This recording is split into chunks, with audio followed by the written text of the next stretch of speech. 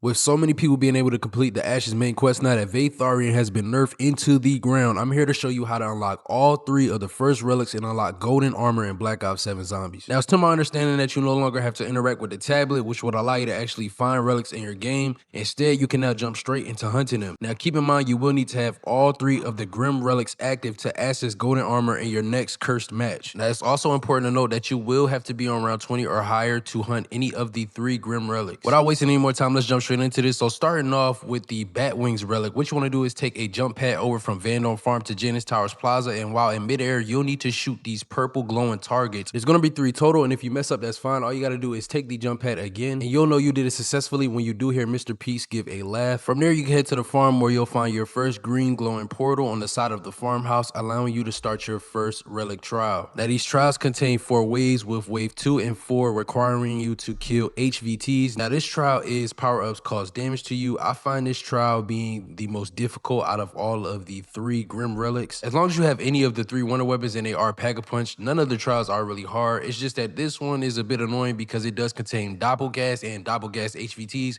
and we all know how fast and annoying they can be. Now, I found Casimirs being very useful, especially when trying to shoot at the HVTs. It causes damage and not only kills the zombies at the same time, so it really makes killing the HVT Doppelgas much more easier than it is without it. Again, it's not too hard as long as you do keep your distance and follow those recommendations, but you'll know it's done when you do get a white flash. You'll be thrown out of that trial and you have unlocked the Wings Relic. For the next relic, we do have the Lawyer's Pen, and for this, you want to go put Napalm Burst on one of your weapons or even use a Molotov. Come into the bedroom inside the farmhouse, and on this nightstand you'll notice a candle. You can now shoot to ignite it. From here, you want to go into the fog outside of Blackwater Lake and come into this broken hut in the Lost Cabins, and you'll notice another candle here you want to shoot to ignite. And lastly, right next to Jug, right on this shelf sitting in Ashwood, you'll notice the last candle you can now shoot to ignite, and you will hear Mr. Peaks laugh again, confirming you did this right. From here, you can make your way back to the farm, and on side of the barn you will notice your second green portal, and you'll be able to start your next relic trial. Now, this one is shock mimics only. Now, they do spam them, so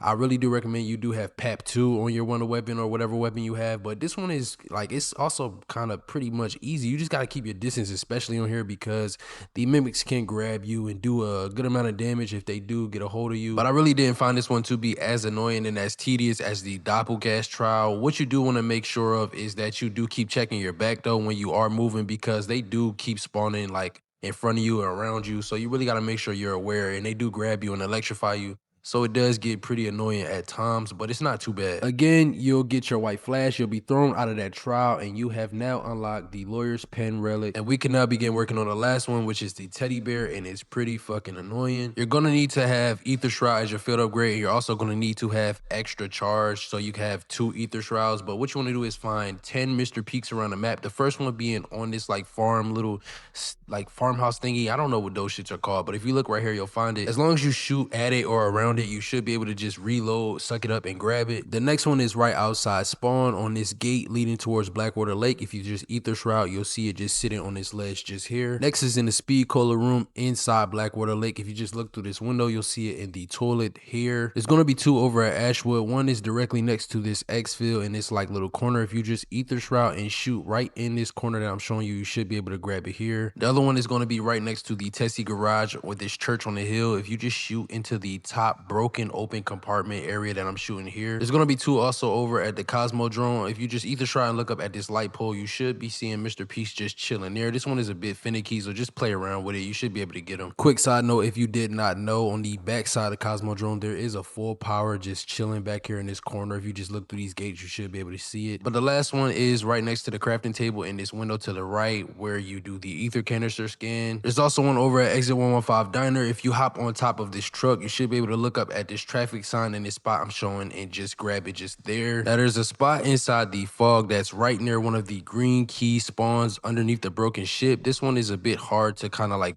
picture, but if you just shoot exactly where I show, you should be able to get it. And the final one is going to be directly outside of Blackwater Lake in the same fog area where we shot one of the candles. If you just see it sitting right here on top of this like hut thing, you'll be able to just see it easily. This is one of the easier spotted ones. Again, you're going to get your Mr. Peaks laugh, and you'll be able to head over back to the farm where on side of the shed area where the box is, you'll be able to start your last trial. Now, this one is shooting your gun costs 100 points. This one is kind of easy for me. I don't know if it was because I was on such a high round, so I had so much salvage and points, but as long as you got the points and the salvage for it, and as long as you do have PAP 3, this shit easy as hell, bro. You could shoot some of your ammo, like, you know what I'm saying? Just save your ammo for the HVTs, and when it comes to the regular zombies, you could kind of just use equipment. You could use Casimirs. You could use the trap. You could also use the melee clawing feature on the wonder weapon if you want. I don't really recommend it because, you know, you could just get yourself hurt a little bit too much and you really can't do nothing about it. But I really wouldn't risk it.